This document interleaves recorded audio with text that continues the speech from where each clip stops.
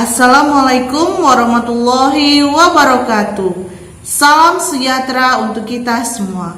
Apa kabar anak-anak ibu? Semoga dalam keadaan baik-baik saja ya. Nah, jumpa lagi dengan Ibu Asria Priyana dalam pembelajaran Bahasa Indonesia. Baiklah anak-anak ibu, kita lanjutkan lagi video pembelajaran kali ini. Masih sama seperti minggu yang lalu materinya, yaitu indahnya berpuisi. Adapun tujuan pembelajaran kali ini adalah 1. Siswa mampu memilah unsur-unsur pembangun puisi. 2. Siswa mampu berpuisi. Nah, anak-anak, masihkah kalian ingat pengertian tentang puisi? Ya, puisi adalah bentuk karya sastra dari hasil ungkapan perasaan penyair dengan bahasa yang terkait oleh irama, mantra, rima, penyusunan lirik, dan bait, serta penuh makna. Baiklah anak-anak ibu, selanjutnya yang akan kita bahas adalah memilah unsur-unsur pembangun. Nah, anak-anak, sebuah puisi memiliki struktur yang terdiri atas unsur-unsur pembangun. Unsur-unsur pembangun tersebut bersifat padu dan fungsional. Unsur-unsur pembangun puisi dibentuk dari unsur-unsur intrinsik dan ekstrinsik.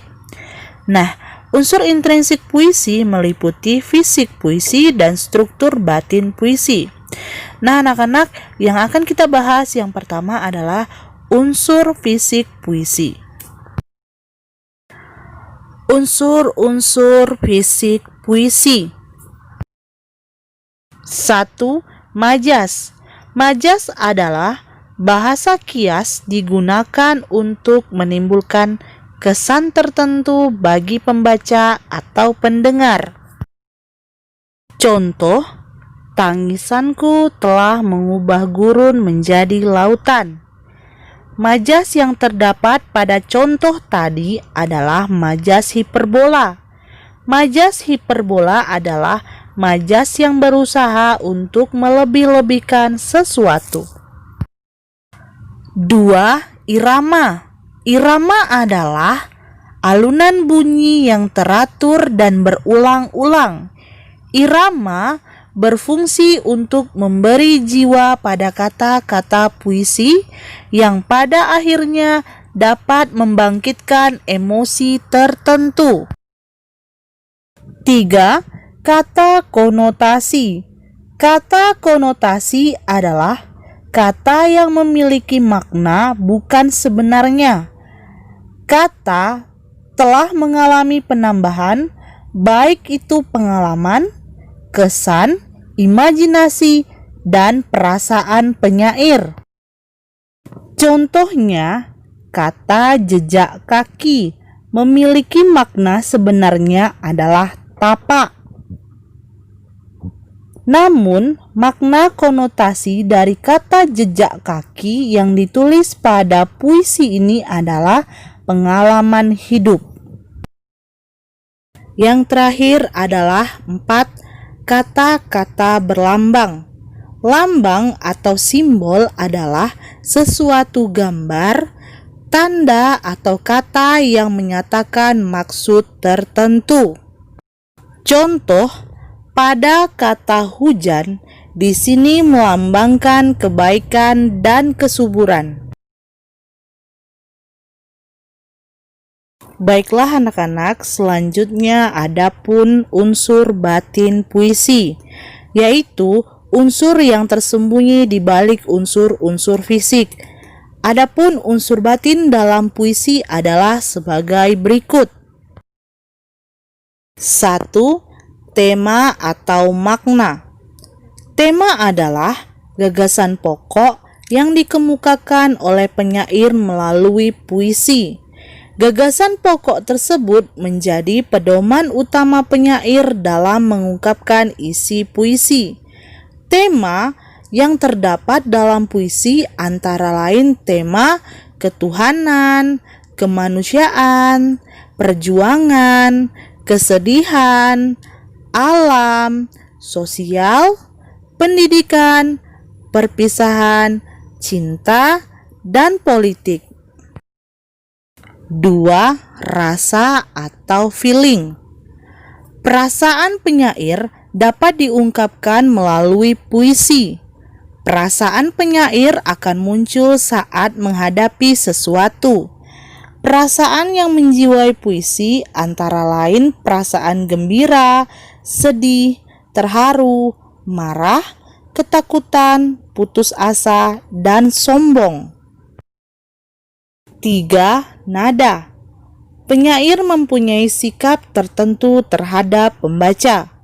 Sikap penyair terhadap pembaca tersebut diungkapkan dalam nada, sehingga tercipta suasana puisi.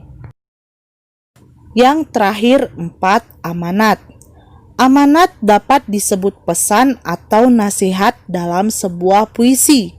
Amanat merupakan kesan yang ditangkap pembaca setelah membaca puisi. Baiklah anak-anak ibu, selanjutnya kita akan membahas mengenai mari berpuisi. Puisi merupakan ungkapan perasaan atau pikiran penyairnya dalam bentuk ciptaan yang utuh dan menyatu. Nah, anak-anak, kali ini kita akan belajar menulis dan membaca puisi. Yang pertama, menulis puisi. Nah, menulis puisi tidak sesulit yang dibayangkan, karena sebuah puisi merupakan ungkapan jiwa seseorang atas pengelolaan pengalamannya. Baiklah anak-anak, perhatikan langkah-langkah untuk menulis puisi berdasarkan konteks. A. Pencarian ide. Pencarian ide dilakukan dengan mengumpulkan atau menggali informasi melalui membaca, melihat, dan merasakan terhadap kejadian atau peristiwa dan pengalaman pribadi, sosial masyarakat, ataupun universal. B. Perenungan. Perenungan ialah memilih atau menyaring informasi yang menarik dari tema yang didapat. Selanjutnya, memikirkan, merenungkan, dan menafsirkan sesuai dengan konteks, tujuan, dan pengetahuan yang dimiliki. C. Penulisan. Penulisan di sini ialah mengarahkan energi kreativitas, intuisi, dan imajinasi, serta pengalaman dan pengetahuan. Dan yang terakhir, D. Perbaikan atau revisi, yakni pembacaan ulang terhadap puisi yang telah diciptakan. Kita lanjutkan lagi, yang kedua adalah pembacaan puisi. Membaca puisi berbeda dengan teks bacaan. Membaca puisi harus memahami A. Lafal. Lafal merupakan cara pengucapan bunyi. B. Jeda.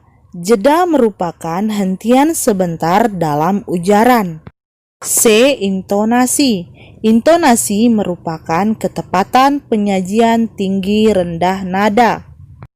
Dan yang terakhir adalah D. Ekspresi. Ekspresi merupakan mimik wajah yang menunjukkan perasaan hati, senang, sedih, bahagia, dan marah. Baiklah anak-anak, selalu ikuti protokol kesehatan ya. Jangan lupa pakai masker, selalu cuci tangan, dan jaga jarak saat keluar rumah. Demikian video pembelajaran bahasa Indonesia kali ini. Semoga anak-anak dapat memahaminya ya. Sekian, terima kasih. Assalamualaikum warahmatullahi wabarakatuh.